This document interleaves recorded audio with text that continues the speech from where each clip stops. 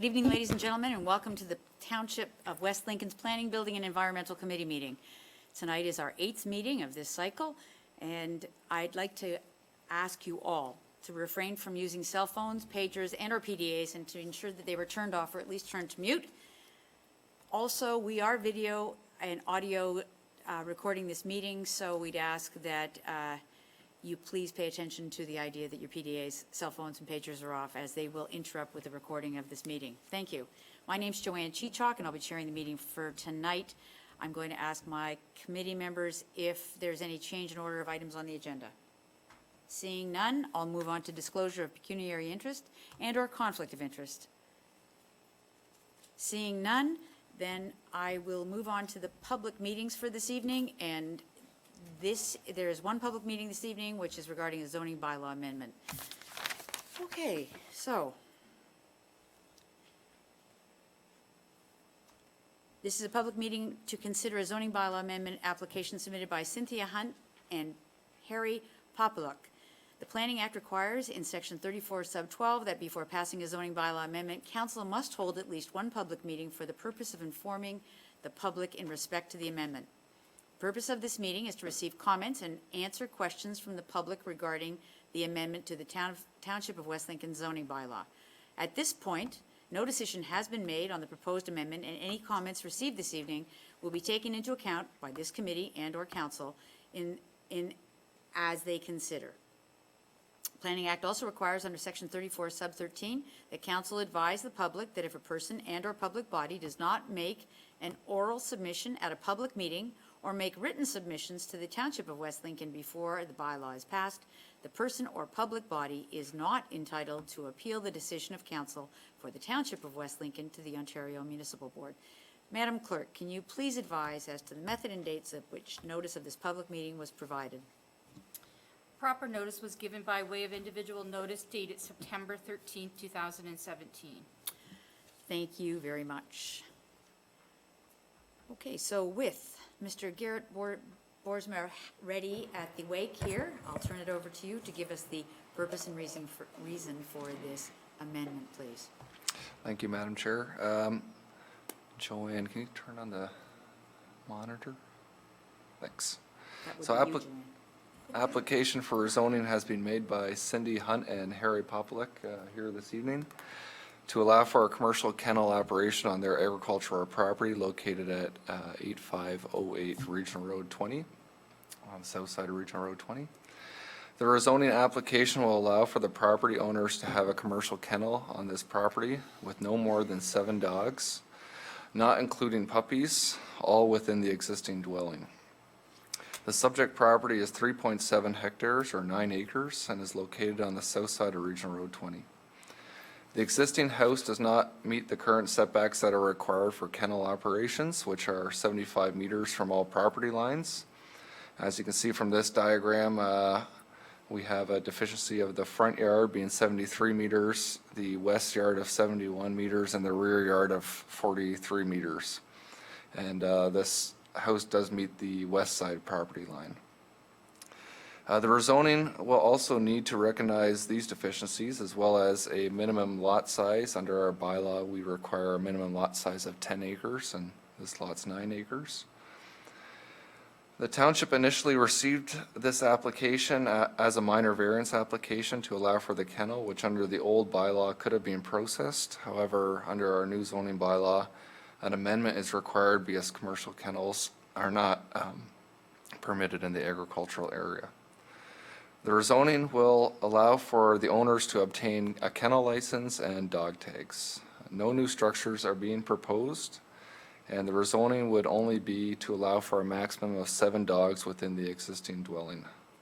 And township staff recommend that a recommendation report be prepared once we have received all agency and any other comments from the public. Thank you. Thank you, Mr. Boersma. Okay, is the applicant or an agent representing the applicant here this evening wishing to speak regarding the application?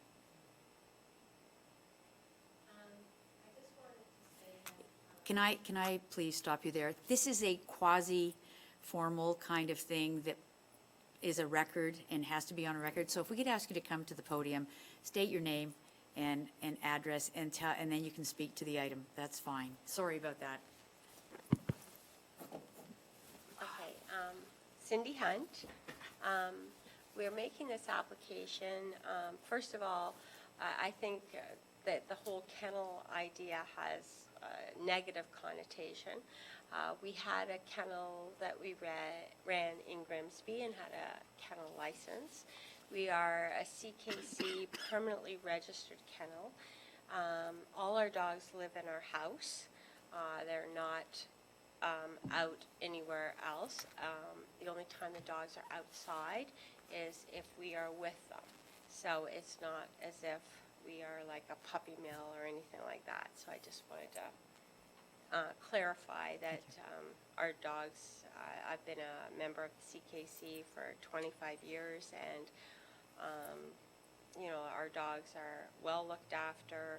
We don't allow them to annoy our neighbors or anyway, they're very well looked after, and I don't think they'll pose a problem for any of our neighbors. Thank you very much, Ms. Hunt. This is the time for public submissions. So any members of the public wishing to make an oral or written submission regarding the proposed zoning bylaw amendment should do so now. I'd like to stress that this may be the only public meeting held with respect to this application. Therefore, if any members of the public would like to make comment and or provide written comments, they should make them now, as the OMB may not consider consider comments made during any other council and or committee meetings. Is there anyone here present wishing to speak or address this committee? Seeing none, I'll ask one more time. Is there anyone here wishing to address this committee regarding the zoning bylaw amendment? Seeing none, I'll confine this to table. Members of committee, are there any questions or comments wishing to be made? Councillor Belsma, sorry. Well, okay. Belsma. How about that? Belsma. Yeah. Okay. Just a couple quick questions. Through you then to Mr. Boersma. 7 dogs. Is that the standard, or is that how many dogs they have? Is that the bylaw? Through you, Madam Chair, I believe they're on our commercial kennel license, they could have around 50. But since this is all going to be contained within their house, they only would ask for 7. So we just put a cap at 7 to make this easy. Okay. Thanks. And then the second question, this application or this type of change, is it, we've never had anything like a kennel come before us before. Is this tied to the owners, or is this like in perpetuity, somebody could take this over and Zoning stays with the property, Councillor Belsma. Okay. Is it ever appropriate to just tie something with the owner? Like, the reason I ask is because the setbacks are minimal. I'm going to let staff answer this to you, but I'm talking to you just. I understand, but the Through to- comment has already been made that if the zoning bylaw hadn't changed just in the transition of this property, you would never have seen it, which is why you've never seen them before. Okay. So this property All is a right, so then it's transitional appro- issue. Okay, so then it's also appropriate to find out some information at this point without any Sure. any prejudice. So if part of this application is the seven dogs, so that, like, my concern is we give an okay to a particular property, and I assume that the application or the change would apply to the property, and then this couple, in the course of time, decides to sell to another kennel that does go to the 50 dogs. This is going to be a problem then. So that scenario, can you respond to that through you to? The appropriate staff member? Mr. Boersma? Yeah, so the zoning, as Joanne or the chair mentioned, stays with the property. They do have to get a kennel license, which I think the deputy clerk can correct me if I'm wrong, but they have to renew that every year. And the SPCA, I think, does 2 visits a year to ensure that everything's up to snuff. So if another property owner came along and wished to do the same thing as this property owner, they would be able to if this was passed. And I don't know, maybe Brian can mention if there's any way that could be just limited to these owners, but not that I'm aware of. Thank you. Mr. Treble? Just, Madam Chair, if I may add, some of the council around this table will recall a few years ago, we went through a process of recognizing a number of kennels that existed in our township and had, for whatever variety of different reasons, sort of grown or flourished without compliance with zoning, and a few of them are fairly well known. One of them in Ward 2 at the very east end of 16 Road. So council went through a process of recognizing and legalizing all those kennels at that time, and we haven't had any new ones since then. This is one of the first ones that, as Garrett alluded to, however, under the previous bylaw, there was language written in that said if you met these minimum standards, then you were allowed to operate. But the province and the region, in their review of our new zoning bylaw, made it perfectly clear kennels do not equate to an agricultural operation, AKA dogs are not livestock. Therefore, we were advised that we couldn't carry on with that same tradition. These kind of applications would need to start coming before council for consideration. Hence the reason why this one is kind of the first one through the gate since the new bylaw. In terms of the one question that was posed about tying zoning to the ownership, planning cannot be people-based, it has to be land-based. So about the best we can do if you want to try and tie it to ownership or as close to ownership as possible is do a temporary use bylaw. Staff aren't recommending that we need to do that in this case. We're confining the size of the operation to try and keep it as compatible as possible. That's the approach in this case. Okay. I satisfied with that answer, thanks. Done. You're done? Thank you, Councillor Bilsma. Councillor Bell? Through you, Madam Chair, Excuse me. it's been, I'm gathering with the comments that was made, the owners will be living at the residence on the home. Would that be safe to say? Why don't we ask them? Ms. Hunt, could you answer that one? That would probably be most appropriate for you to answer. That we live in the home? Are you going to be living on the residence? Oh, absolutely. Okay. And my second one is, the amendment we're looking to make on the north end of the property, right now it's 40 meters. It's a considerable amendment. The property adjacent to it on the north looks like it's agricultural land at the moment. I guess if someone come forward and wanted to put a home on it, are we still gonna have sufficient room for them to do it without compromising their application to build a home on that agricultural land in the future? Is there an MDS or is there an ASO on this property that Councillor Bell's looking at? Through you, Madam Chair, there's no reciprocal house setback anymore. It's just to the setbacks for the kennel to the property lines. Under the old bylaw, there was a 150-meter setback, I believe, but that has been taken away and substituted for 75-meter setbacks to property lines for kennels, so. Brian? So, Mr. Treble wanted to answer that. yeah, Is I was it- gonna say, do you that's wanna- really, Just to take that a step further, I guess the good news with this process that we're going through is that there will be a site-specific spot zoning, if I can call it that, on this property, so that anyone that buys property in the future or develops on property in the future in the surrounding area will have a chance to know that there is a kennel licensed for this property, even though it might not be visible. The zoning is certainly going to indicate that there is a kennel in place on the property, so that gives some neighbors, especially if there's a purchase and sale arrangement happening, some neighbors an opportunity to be made aware of what the neighboring uses are.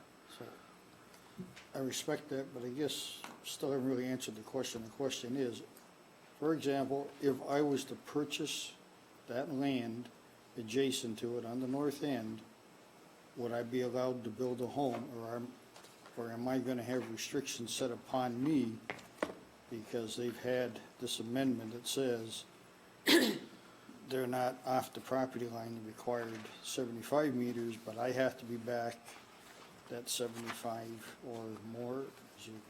Is it going to restrict me from building, is the question? Madam Chair, Mr. Treble or Mr. Borsman, whichever one of you want to address that. I'll tackle it, Madam Chair. I think the simple answer is no different than the restrictions would be now. The setback, because there's that gap of between 40 and 75, that doesn't carry over onto the adjacent property. We're saying we're allowing it at the 40. So that if the house was to be built on the adjacent property, its setback, whether the kennel is there or not, based on a side yard, is for a dwelling 5 meters. And that would be the same before and after the kennel. From the property line. From the property line, that's correct.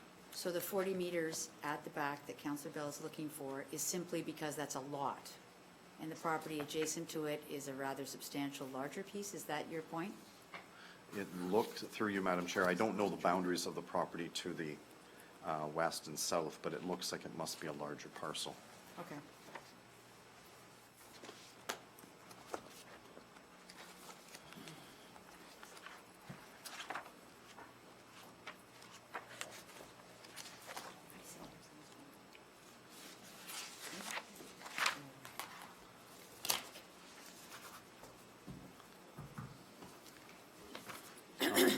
Madam Chair, sorry. Yes, sir.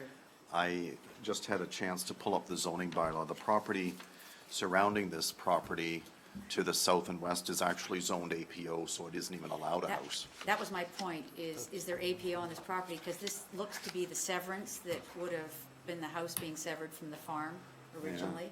possibly. Therefore, the rest of the farm is APO and a house can't be built on it. But a structure and a barn, which maybe Councillor Bell is looking for, would have an MDS setback, right? Through you, Madam Chair, if it houses livestock, yes, there would be a setback. Thank you. I'm going in speaker's order, and Councillor Trombetta. Thank you, Madam Chair. Through you, Madam Chair, to Mr. Boersma, or, I'm sorry, I've blown that one. It's Boersma, sorry. Borma. Sorry, we've I Boersma had in the- this municipality a long time. I apologize, so I can't allow and that he was error my to be dentist for many propagated. years, and it's kind of hard to change. I know, mine too. Can I, if it's okay with you, I can I say apologize. Garrett? Go ahead and do that for tonight. He's done a great job, Thank you. and he deserves to be called by his correct name. Thank you, Madam Chair. Through you, Madam Chair, to Garrett. It's a lot easier, thank you. I just want to know, I got a couple questions here. How many kennels do we have in the township of West Lincoln, and how many dogs, if off the top of your head, I don't need specifics, just how many dogs are in these kennels that are in the township of West Lincoln? Like not, like if each one, let's say there's 5 kennels, what are the average ranges of dogs they have in these kennels? I'll have to shoot this to Brian because he's got more history, so, but thanks for getting my name right. No problem. Through you, Madam Chair, I'm going off the top here. I don't have stats right in front of me, but I believe our largest kennel is actually the one that's kind of across the road and just down away, Briar Meadow, I think it's known as. And it handles somewhere in the range of 30 to 40 dogs, if I recall correctly. But the license could be for upwards of 50. We also have Baden Canine in the East End, which is in Ward 2. We have Miss Martin, I forget the name of her kennel, but it's Planned Puppyhood, thank you. It's in Ward 3. And we have, I think, maybe 3 or possibly 4 other small ones that are like no more than 5 or 6 animals each, basically. I think that would be a reasonable coverage of what's there. Okay. We have 7 in total, Joanne says? Okay. In those kennels, correct? Or kennels in the township of West Lincoln, and they vary, sorry, you said between 30 dogs, and then some are less and some are more, Probably obviously. 5 to 35 kind of thing. 5 to 35. Okay. The question I have is what verifies you to have a kennel? Like, what are steps that make sure that you have a kennel? Like, if I have 100 acres, and I have 3 little dogs in the house and 2 outside, does that, like, where's the distinguish to say that it is a kennel and it is not a kennel? Like, how is all that coming about? Through you, Madam Chair, to, I think if it's Brian or our clerk that wants to answer that, our bylaw, our zoning bylaw, just redefined that, if you'll remember, and I'm not sure whether, pardon me, Mr. Treble or Ms. Shime would be best equipped to answer that. Madam Chair, I can start. Sure. The zoning bylaw says that you can have up to 3 dogs for personal purposes as part of a residential use. And then it makes 3 different distinctions. There are private kennels, which are what a farmer would qualify as if they have extra dogs for the farm. And then there are commercial kennels, which are of the nature here where it's more for breeding purposes. And the final one are kennels that are provided for the benefit of the public to drop off their dogs. And we have a variety of all of them in the township. And the licensing provisions and all of the process around SPCA approvals are handled through the clerk's department. And Joanne seeks input from planning and building, perhaps, just planning, and then SPCA. Oh, and the Humane Society. So through you, Madam Chair, to Mr. Treble. So the second one you said there, you're saying the farmer who has specific dogs, you're allowed so much for the farm and so much in the house? Is that what, I'm kind of confused with, and I know you said specific, but I'm just trying to get kind of an average. Sorry, Brian. That's okay. Let me see if I can find it. Well, while Mr. Treble's looking for that, I believe that I asked the question about transitional and grandfathering. So if a farmer had 4 dogs right now that were alive on the property, when we passed the zoning bylaw, Mishime, that farmer or anyone would be grandfathered by the nature of the dog being resident before the bylaw change, correct? Until a dog passes. Unless we start cloning them. That was a joke. Okay.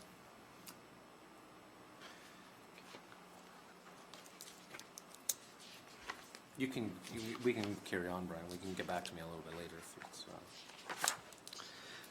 Happy to do it whichever way, Madam Chair, but it will take me a second here. okay.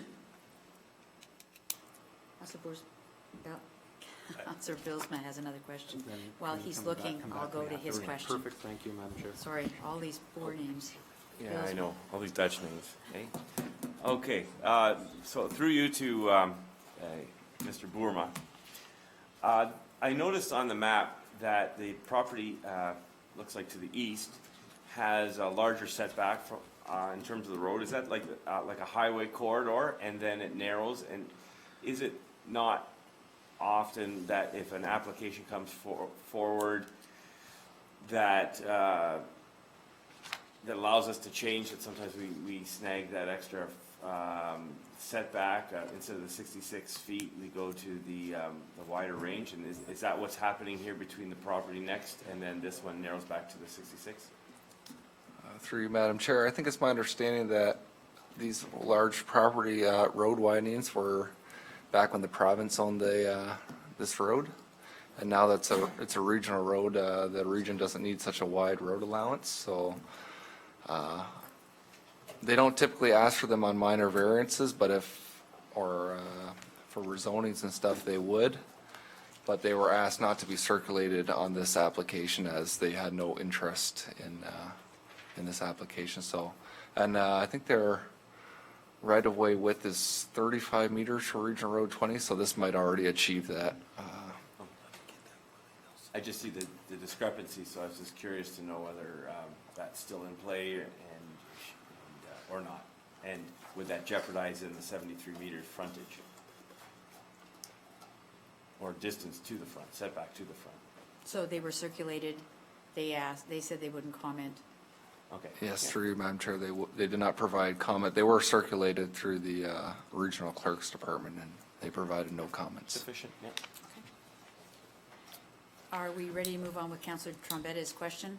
We are, Madam Chair. I'm ready to give it a stab. A commercial kennel right now is only permitted in the AR zone, which is the agriculture commercial related zone. And a private kennel is permitted in the AR zone, the agriculture related zone, as well as in the agricultural zone as an accessory use. And when you go to the definition, a commercial kennel is a premises primarily for the boarding and/or breeding and/or training of dogs for hire or gain, whereas a private kennel is an accessory use of lands, buildings, or structures for the keeping or training of 4 or more dogs as pets and/or for personal use, and there is no boarding or revenue derived from the kennel. So that type of terminology, because it's more than 4 and for personal use, as a permitted use in the agricultural zone, allows for the farmer to have more than 4 dogs for his or her own personal purposes on the property. Whereas if you're doing anything for boarding, breeding, or training for hire or gain, then it's considered a commercial kennel, and the commercial kennels provisions such as we're talking about tonight kick in.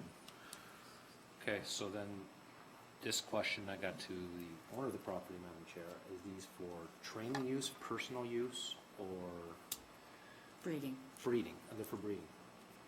Yes. Or I bre- believe or they are. breeding, sorry, is that, I thought that was your or, sorry. that's fine, I'm glad you added that, that's fine, I'm not against that, I just, was wondering if the owners could ask if it's for personal use, or, Mr. Treble, I think he's just asked the question. Yeah, we've always understood, and I just confirmed, these are for breeding purposes.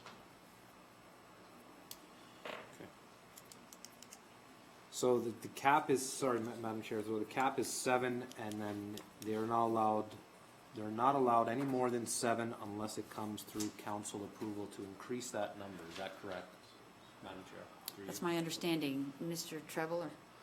Through you, Madam Chair, as proposed right now, staff are proposing a cap of 7. That's certainly something that can be deliberated since we're in a public session. Should it be something different than that, once it's established by council, the Committee of Adjustment could consider a variance to that cap provision if it's set at Minus. 7 and you want it to go to 10 or something like Sorry, that. Sorry, So Madam Chair, one last thing, and I know Garrett said it, that the 7 includes puppies as well, is that correct, or does not include puppies? Excludes. Excludes puppies.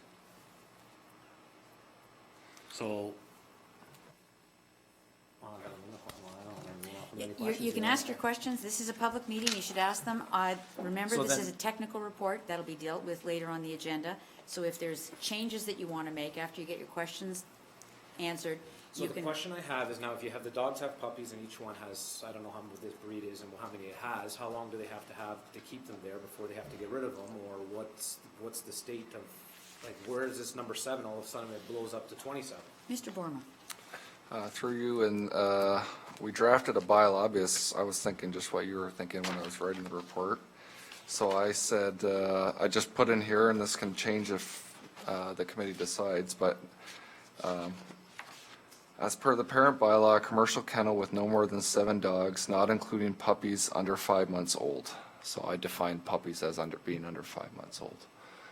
So, No, say that one, not including puppies? Not yeah, the including 7 puppies? dogs do not include the puppies that are under 5 months old. So if a puppy were to go over 5 months, then it would not be considered a puppy. I guess it would be considered a dog. Okay.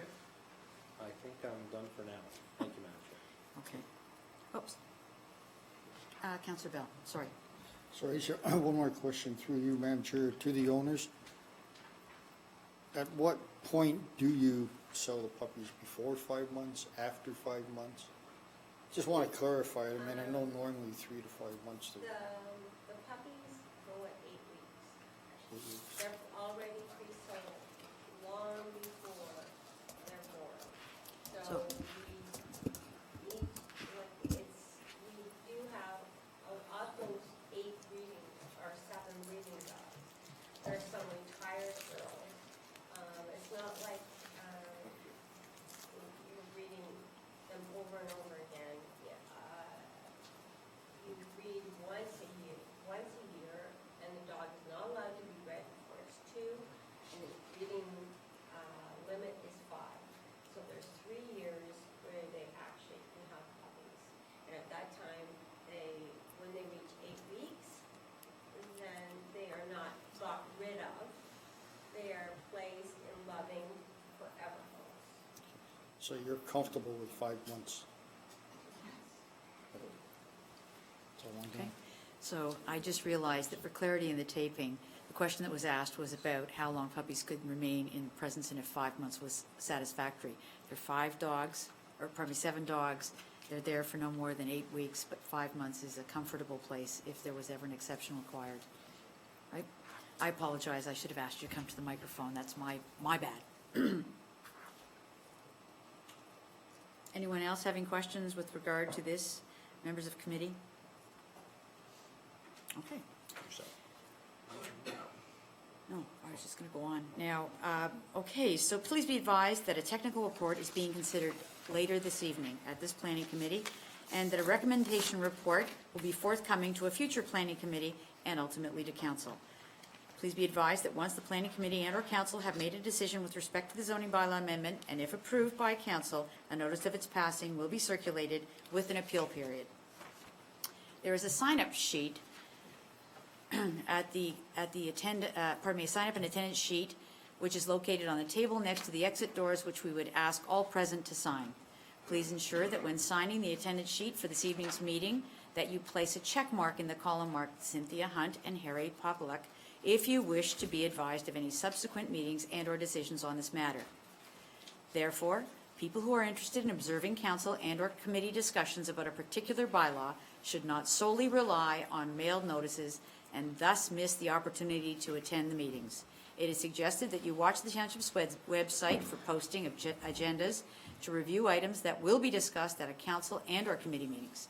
The agendas for meetings are posted on the Township website at 4 p.m. on the Friday prior to the meeting.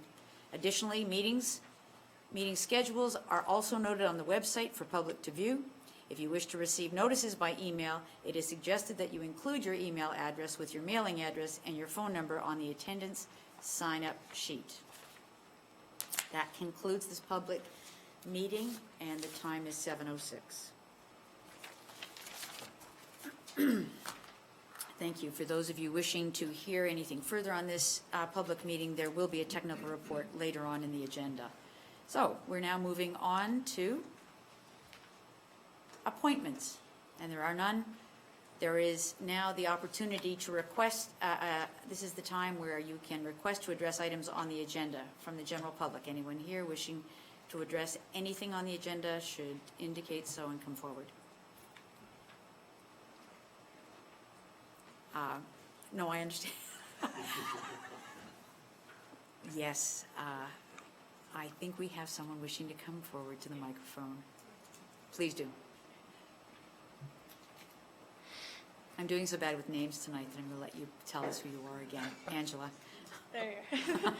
Angela Bonamici with IBI Group. Just wanted to speak to the recommendation report for the Smithville urban expansion. Just to say we represent some owners in the northwest area of Smithville, and we fully support this recommendation report going forward, and we look forward to working with the township with this expansion. That's all. Thank you, Ms. Bonamici. You're welcome. Anyone else wishing to come forward? Seeing no one else, we move on then to consent agenda items. There are three. The first being minutes for the multi-municipal wind turbine working group. Second, for the an information report with regard to Village Square Mall site plan and the home hardware expansion. And the third with a recommendation report regarding the amendment to a fire route bylaw in the multi-use recreation site and the Wellandport Library site. The recommendation for those three items is that council hereby approves the following consent agenda items. Items 1 and 2 be and are hereby received for information, and that item 3 be and is hereby received, and the recommendations contained therein be adopted. First, I need a mover and a seconder. Councilor Bilsma, Councilor Gannan. Comments or questions with regard to those three items? Councilor Bell. Item 1. So then the report will change that we are going to receive item 2 and that item 3 be hereby and received and the recommendations contained therein be adopted. Did the mover and seconder agree to that amendment? Okay, so that's how it is. Any comments with regard to item 2 and 3? All in favor? Those motions are carried. With regard to item 1, Councilor Bell. That is the report on the multi-municipal wind turbine working group minutes. Just a couple of questions for clarification. On page 6, item 4, delegations, Hold on. it said that the DVD has been edited 12 minutes and has been removed from the original video. Through you, Madam Chair, I guess to Councilor Bilsma, because he was there. Was there a reason why 12 minutes was taken out of it? It's too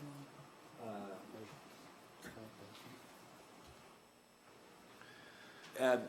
No, it's simple, the explanation was just simply an editing. So the original was 4 hours or 5 hours of material was edited down to about 45 minutes. And then there was a second editing and another 12 minutes removed to get it into kind of a format that was a little bit more easy to, so my explanation from Dave, was the guy that did it, was, he said that to the group was, it's just a second editing. There was nothing controversial in that. I saw the first edited version, but it was long. So they just took out 12 more and then packaged it like those DVDs with a menu and put all the menu and stuff in there, and we're able to get some of the footage into the credits section. So some of the stuff that it was just a simple editing. And my second part is that it says on page 8 that Dave distributed one DVD to copy to each committee member in attendance. The chair stated that each municipality is entitled to one copy. Will council, the public, be able to view this DVD in the future, near future? Councilor Bilsma, I'll let you start, but I do have some new information on that. Okay. So then I'll respond with respect to that meeting, and then the new information may qualify that. So at that time, it was requested that everyone that they had a verbal agreement that everybody in the video gave their approval for this product, for this DVD.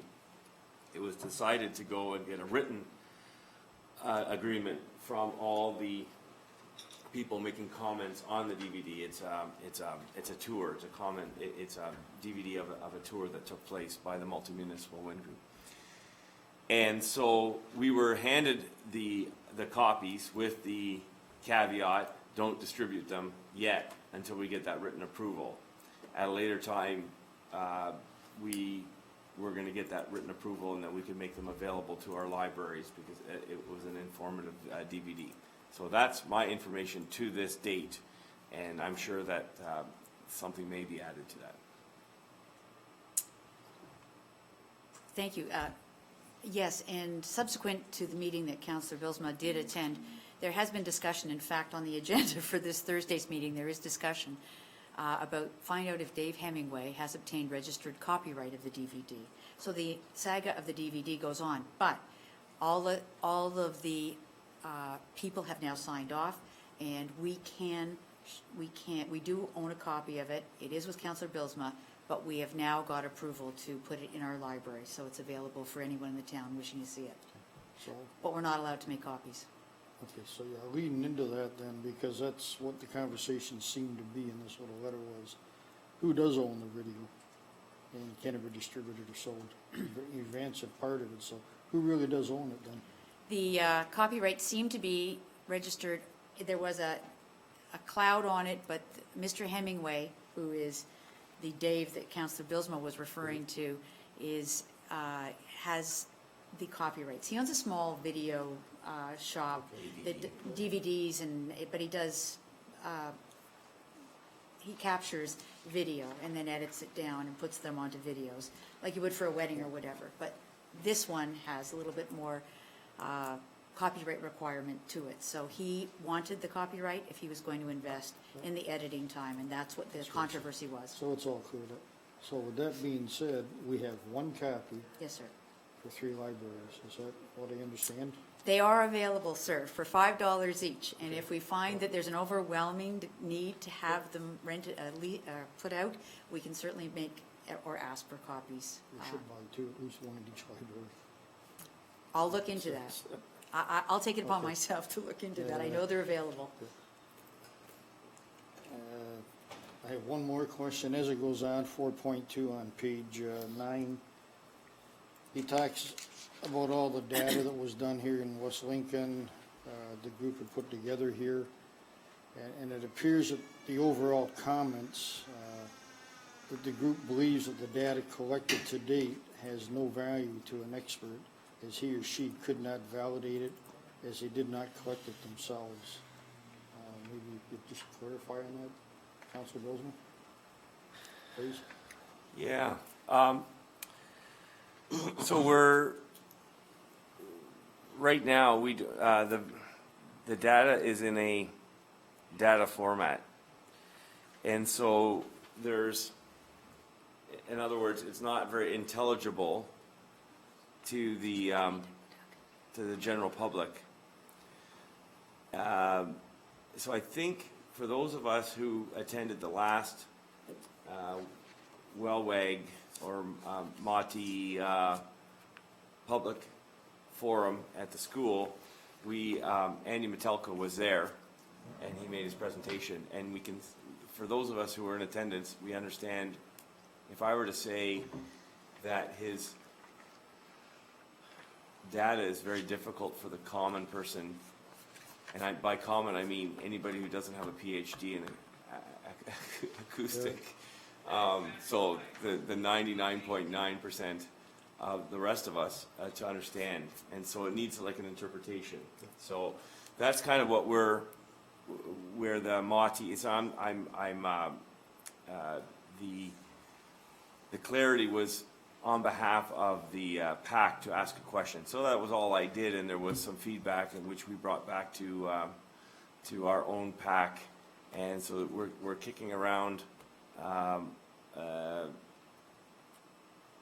what to do next. So we're in a what to do next, and that's where if you couple this discussion with the PAC minutes that we receive, then you can see that there's a dialogue that's taking place with respect to the data that our West Lincoln group is collected.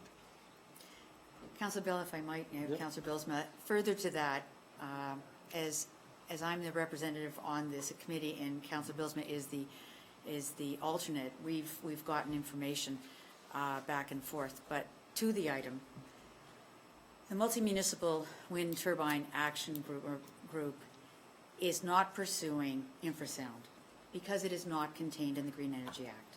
So they're making it clear that they're focusing their concerns with regard to anything to do with turbines, to do with the act and or those types of things that can be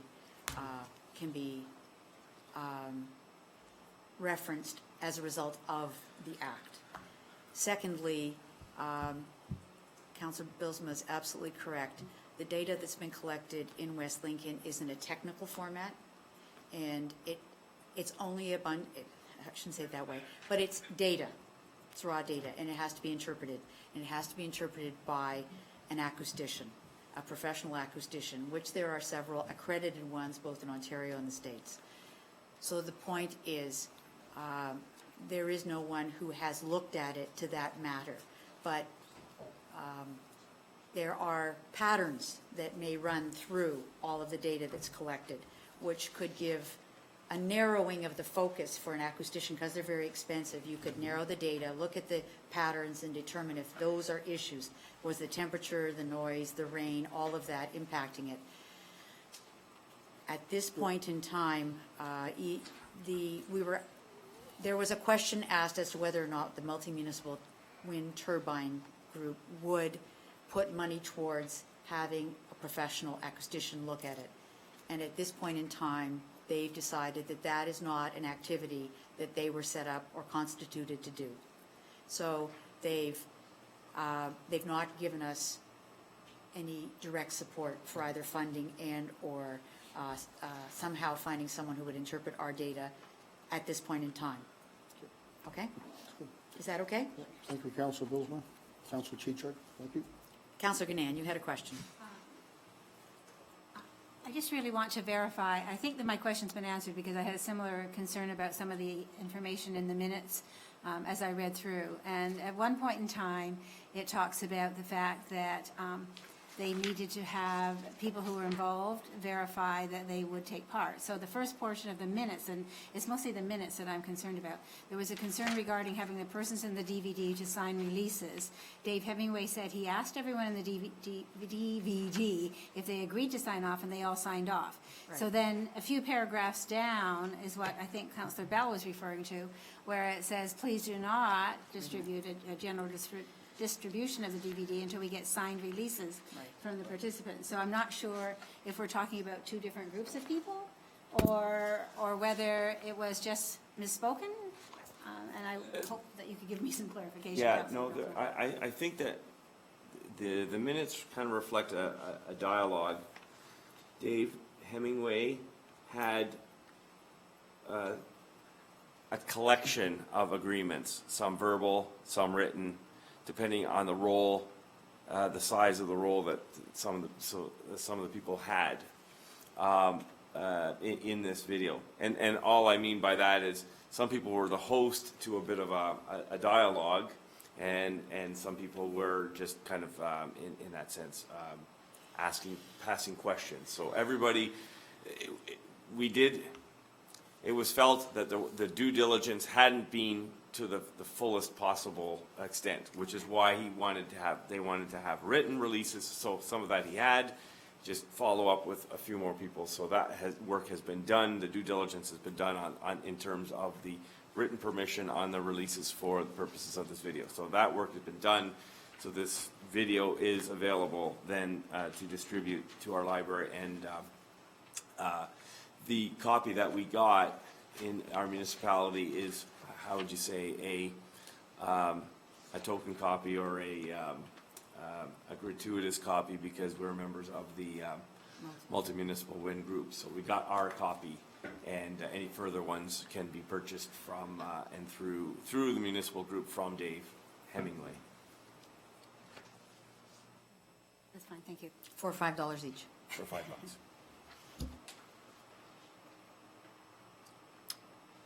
No more questions?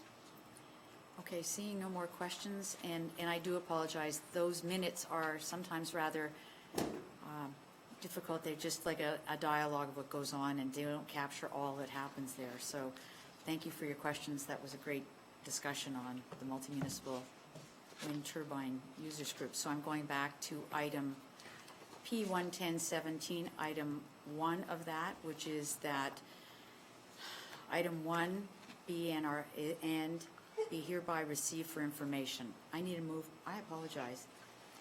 We pulled that one. I should have asked for a mover and a seconder. So Councillor Bilsma, Councillor Bell. Seconding it, I think we've had the discussion, albeit out of order. Seeing no other comments, all in favor? That motion is carried. Yes, we did. It did get carried. That was It's okay. Okay, so there are no communications. So we'll move on to staff reports, and we're on P111-17, which is a technical report regarding the zoning bylaw for Cindy Hunt and Harry Popelick. Okay, the recommendation is that PD 13817 regarding Cindy Hunt and Harry Popelick application for rezoning, file number 1601-01217, dated October 10th, 2017, be received, and that a recommendation report be presented at a future Planning, Building, Environmental Committee meeting once all agency and public comments have been received and reviewed. I need a mover and a seconder. Councillor Bell, Councillor Canaan. Comments? Seeing none? I'm just going to give him a chance to get back here. All in favor? That motion carries. With regard to P112-17, a recommendation report regarding a zoning bylaw amendment for John Verdonk, file 1601-011-17, that the report PD 140-17 regarding John Verdonk application for rezoning file number 1601-01117 dated October 10th, 2017 be received, and that Section 34, Sub 17 of the Planning Act apply, and that no further public meeting is required, and then an application for zoning bylaw amendment 1601-01117 submitted by John Verdunk be approved.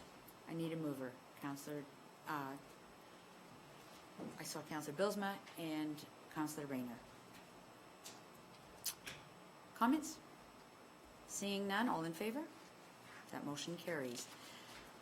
P113-17, a recommendation report regarding a process to authorize minor variances to the fence bylaw, bylaw 2017-99.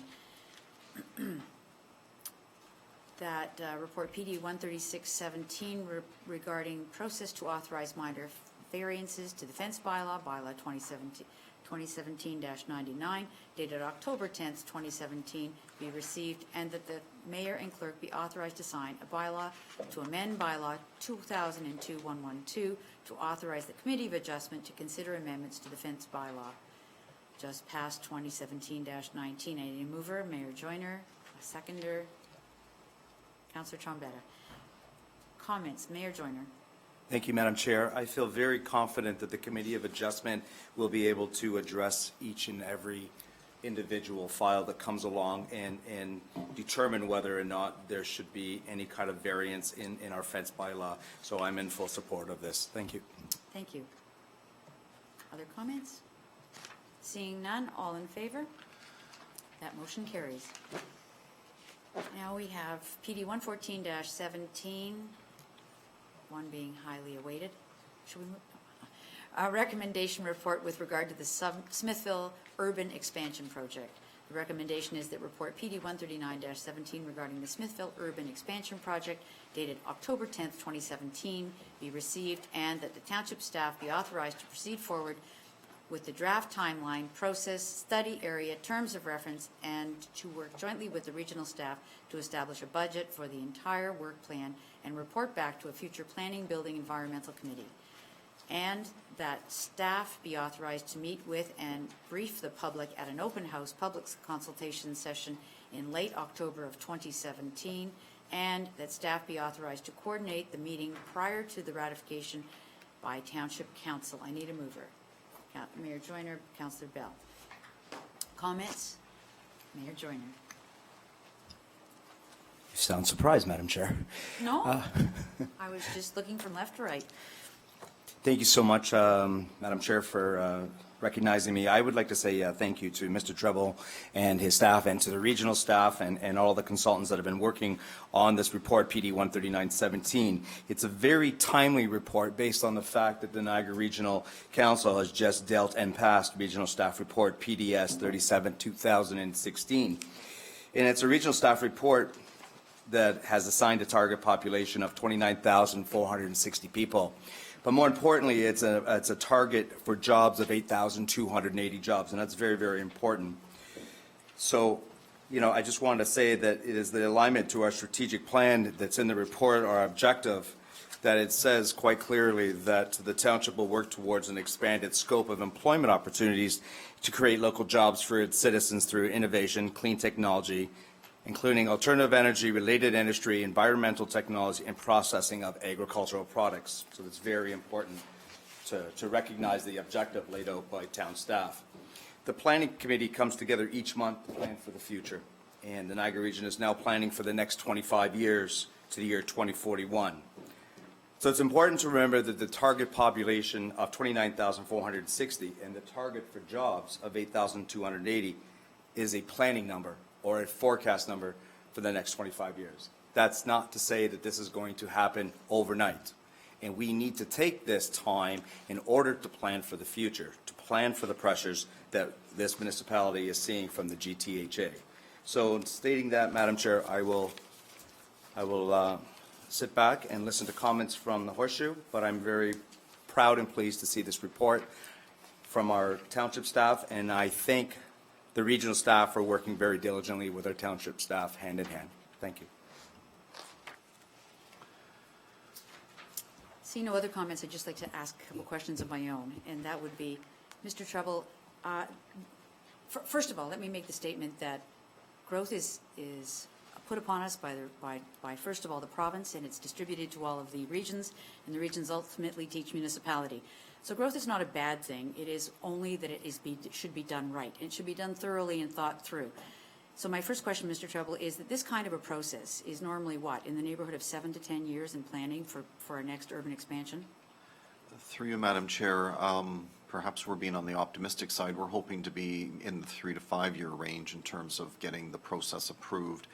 Should there be an appeal to the Ontario Municipal Board, if there is such a body by then, that could obviously extend the process. But I guess I was had 5 years in my mind in terms of what the likely timeline might look like. So the only other question I have is, the region has undertaken a great study and hope to work with us. As far as costs, those costs are being borne by region, if I remember correctly, in a report. Now, they are asking for the development community to contribute to that? Through you, as proposed right now, Madam Chair, part of the discussion that staff are proposing to have with the development community is the possibility of the developers front-ending the costs of doing all of this work, with an understanding that there would be an opportunity to offset the costs at the time of the development occurring on the property. So at the time of building permits and development charges, providing credits at that point. That's part of the discussion, and it's part of the flavor of how this kind of expansion work has been dealt with in other municipalities, AKA Markham, where the consultant that's been hired by the region last did his work. So there is a draft of an agreement that provides opportunity for consultants to attend on properties to do inspections for the purposes of some of the work that's outlined in the report. And there is also a draft of an agreement that would be the front-ending agreement, if I can call it that, between the municipality and the landowners. That agreement, I haven't presented that to this committee yet. I'm hoping to have the meeting with the public, also have some dialogue with our legal counsel before getting to the extent of having that detailed discussion. As my thought would be, given the extensive review that's required and the list of studies that are outlined in the report, it's going to be a fairly significant dollar. So if we present the concept to the community at the open house that we set, I'm not expecting an answer that day. So we'll have some time afterwards within which to sort out the requirements and present some of the draft agreements to committee before we have a commitment from the public or community back to us in terms of the money that might be available. So that's to my point, and growth managed and done right, but funded by the appropriate people. I would expect that the development community, if they're willing to buy into the whole process of front-ending and getting it back in DC credits by having a commitment that the studies be included in the DC charges applicable to the time the land came in, is not a bad thing. It happens elsewhere. I'm familiar with both the commissioner and the person he's hired coming from Markham, so I've done a lot of study on that. So I expect that we, as a municipality, would be getting the same kind of treatment and acceptance from the development community to include any cost relating to this work, which is out into the future, being included at this as the same fashion as it is at the region. And that's really my point, and sufficiently so. But I certainly want to hope that the region, in thinking that they're going to give this kind of growth to us, they're going to consider all of the work for all of the amenities that we need, and that be it proper schools, proper roads, proper bypasses, et cetera. So I'll be looking forward to your studies and the work that comes forward in the ensuing years. Thank you. Mr. Treble, yes. Just one add-on piece, Madam Chair, that sort of was stimulated by your comments there. Certainly the study area, as shown in the mapping, is a ring around Smithville. Yes. But the goal at the end of this process is to have a community that is complete and whole, and so we're not just looking at the ring in isolation, we're looking at the needs of the community as a whole as we grow forward. So it's not just studying the ring. Yes, thank you very much. I saw, sorry, Councillor Rayner first. Thank you. Through to Mr. Treble, how much land are you talking about? Through you, Madam Chair, at this particular point in time, staff have no set target. We've identified a fairly large study area, but the actual amount of land required will vary based on a number of different criteria. One is what the density target will be that we are able to determine as appropriate. Right now, it looks like it may be in the range of 80 people per hectare, which is an average which is very high for the whole of the region, let alone West Lincoln. The other component of that will be how much infill intensification we can achieve inside our existing urban boundaries. And that is a very important component that the province and the region both will be looking at us to, do everything we can to encourage redevelopment opportunities inside the existing boundaries. And through all of that, Madam Chair, that will establish exactly how much land is required and when it's required. It's not all going to be required at once. It's likely that it will be brought on in phases as we go forward. So I really can't throw a number out tonight. I truly don't know at this point whether it's Maybe 600 premature. acres or 6,000 acres. I'm guessing it's more like 500, but I have no idea. Okay, so let's not hold him to any numbers tonight. Councillor Rayner, you still have the floor. Well, it's just, we just finished up slaughtering 60 acres or so with the northwest quadrant of prime agricultural land, and now we're busy working on the next phase, and the butchering of agricultural land always seems to be the subject, but thank goodness Mr. Treble did mention infill within existing boundaries, and I think, as he said, that's very important. I think that should be the priority before we consider slaughtering more agricultural land for the benefit of so-called development, and they've got a word for that, they call it progress, but to me, taking of agricultural land is a degress, not a progress. But anyways, I guess all we can do is wait and see what turns out. Regardless of how long it's going to take, 3 or 7 or 10 years, Councillor Rayner, I think it's a pretty comprehensive thing, and it will have an amount of time for public comment and understanding. So I agree with you. You want it done right. Well, yes, and at least the 80 number helps to reduce the amount of acreage lost. Maybe by the time this is done, they'll go to 100, 120, or 10-story apartment buildings, and we can just use a few acres. But, Okay, we'll see Councillor what Rayner, happens. the editorializing we'll save for another day, okay? Thank you. Madam All Chair, I right. didn't start this, but this was- Councillor Bell. Thank you, Madam Chair. Reading the report that we have, everything's been said tonight. Mayor Joyner really summed it up with where the region's going. We've approved what they're doing for growth. Our municipality is growing, it's no secret, everybody knows it. There's no place to go below, that has to come up here. Hamilton's filling out, they're coming towards us. And, 3 to 5 years for approval is reasonable, in my mind. And the sooner we get there, the better it's gonna be. We have business right here in our own community that's expanding. We have Stampak, they can't hire people. They could hire 20 people a day to get them when you talk to them. They can't find people, they can't get them. We have 2 other businesses that are looking for people continuously. We had one that wanted to expand in West Lincoln. They had to go to another municipality to expand because they can't get people out here. So do we need growth? Yeah, we need growth. The sooner the better. So I'm definitely in favor of this report, and let's move forward as quickly as we can. We don't need any stall tactics. We need to move this thing forward. Thank you, Councillor That's it. Bell. So I'll ask you to hold your editorializing like I did Councillor Rayner. Comments? Any further comments? I'm being consistent, Councillor Rayner. Seeing no other comments, I'm going to go back to Madam Chair, can I call for a recorded vote, please? Beautiful. Go yes. for it, Debbie. Sorry, I've lost my agenda now. There we go. Okay, so with regard to item P114-17, recommendation report regarding the Smithville Urban Expansion Project, a recorded vote, Madam Clerk, I'll turn to you. Councillor Bell?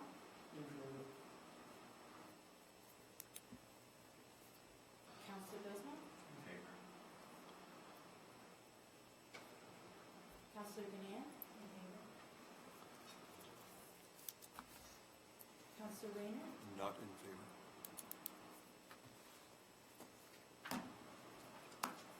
Councillor Tremetta? Support.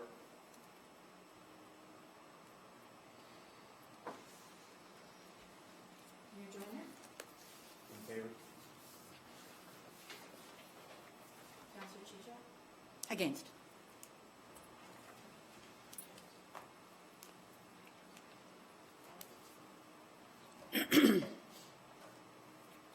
That motion carries.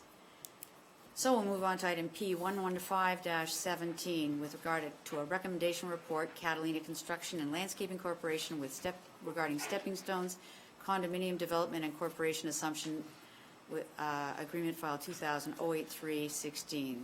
That report, PD 122-17 regarding Catalina Construction and Landscape Corporation, stepping stones, condominium development and condominium assumption agreement file 2000-083-16 dated October 10th, 2017, be received, and that the clerk be authorized to sign the condominium declaration if required, and that a bylaw authorizing the mayor and clerk to enter into a condominium assumption agreement between the corporation and the Township of West Lincoln and Catalina Construction and Landscaping Corporation and a condominium corporation named Niagara North Standard Condominium Corporation, which will be numbered shortly, be approved. I need a mover.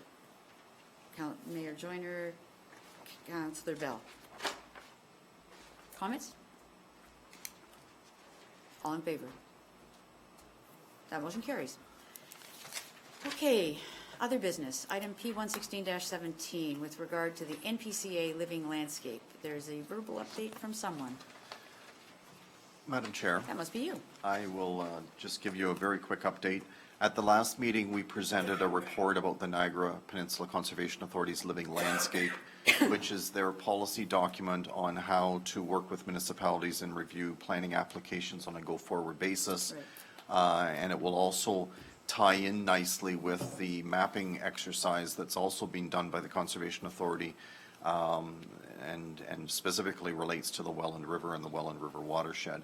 And there is concern around what policy set should be applied in the Welland urban area, urban metropolitan area.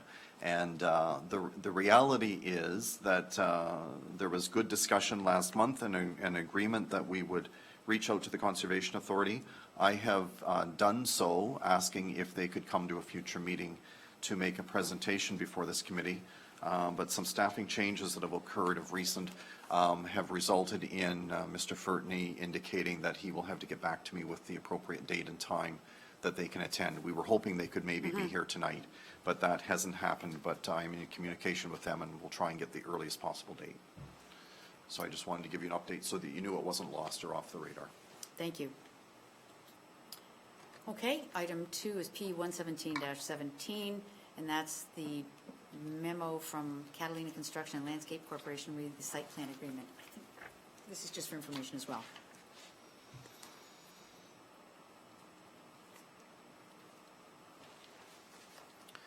Madam Chair, there's just an addition of a mortgage holder that needs to be added to the authorizing bylaw. Thank you. And the next one is members of committee, other business matters of an informative nature. Anything, starting with Councillor Rayner? Councillor Trombetta? Mayor Joyner? Yes, I've sent out an email earlier to all councillors. The Greater Niagara Chamber of Commerce every year holds a Niagara Economic Summit. And it's called the Future of Niagara, and it's 3 categories: accelerating innovation for jobs and growth, international trade in the age of uncertainty, and the next 150 years transformation change. Please let Jackie know at your earliest convenience whether or not you would like to attend this conference. Thank you. Thank you. Anyone? Councillor Bilsma? Most of you know by now, my uncle Allard Klein, former mayor of West Lincoln, passed away, and it was mentioned several times during the eulogy and the course of the service that he really loved being mayor and councillor of West Lincoln. So I just kind of wanted to highlight that, and I don't represent the family in that sense, but it was a good memorial and testimony of his love for the community that he lived in for so many years. Thank you, Councillor Bilsma. Thank you for bringing that up, and certainly I believe it was the mayor's intent to have a moment of silence at the next council meeting, which is where we do it. And I know that Mrs. Klein when I visited at the visitation, was incredibly moved by the fact that the flags had been taken to half-staff till after the funeral service.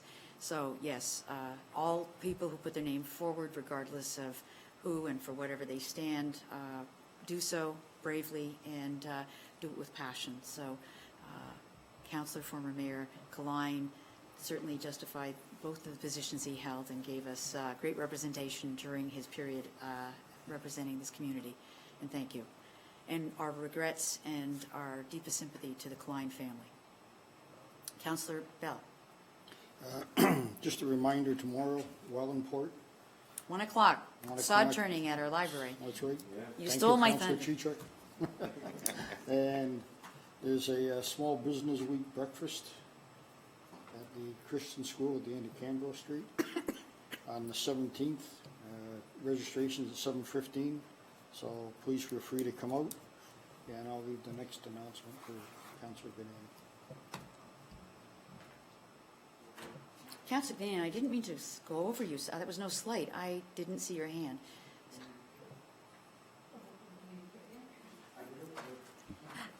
All right, okay. Of course, I'm thinking about tomorrow and very pleased about the library finally being done in Wellingport. Additionally, the community care dinner is on October the 21st. Tickets are going extremely well. In fact, we need in the next couple of days to let our caterer know. We've moved to the new Niagara Agricultural Center, and it looks like we're going to play host to about 200 people for that evening. So, yeah, thank you.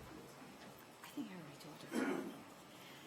Thank you very much, and I apologize. I didn't want to steal your thunder, but you stole mine.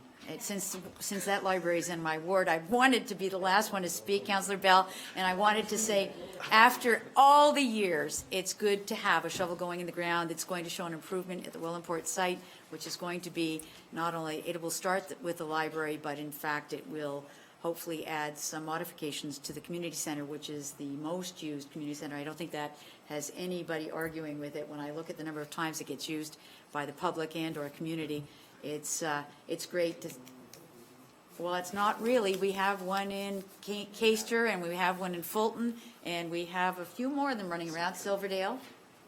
We do have community halls, yes. Well, that's what that one is. It's just a little larger. No, they're all the same, Councillor. So, yes, we have rural community halls where people gather every day of every week and enjoy having them in their community. So I'm glad to see that we're starting with this one in Wellingport, and thank you for allowing me to finish that. Oh, my gosh. Councillor, I hadn't gotten to you, Councillor Treble. No. I just said that. Demotion. Share the rest of his pay with us.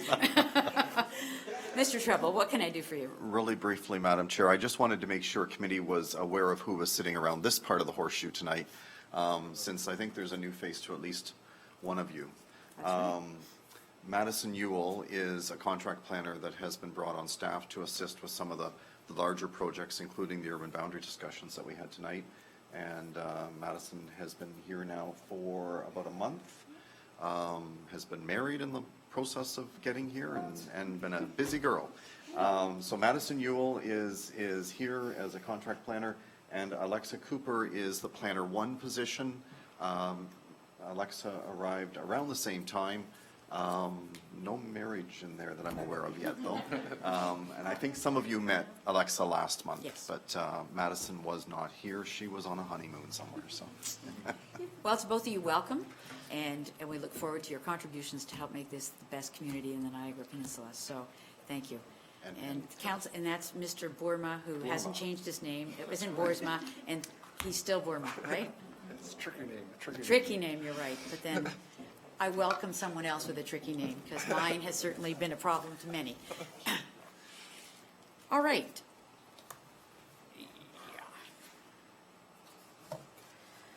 Okay. There are a number of, that concludes our other business matters. Now going on to confidential matters. There are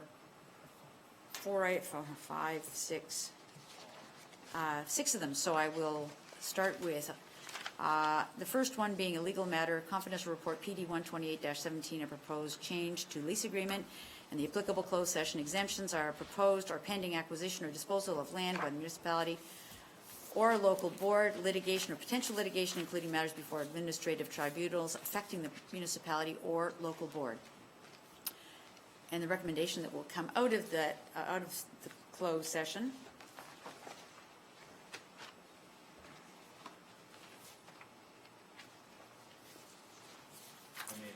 The closed session is that the confidential report PD 128-17 regarding legal and property issue be received, and that the staff be and are hereby authorized to proceed as directed in closed session with respect to a legal property lease agreement issue.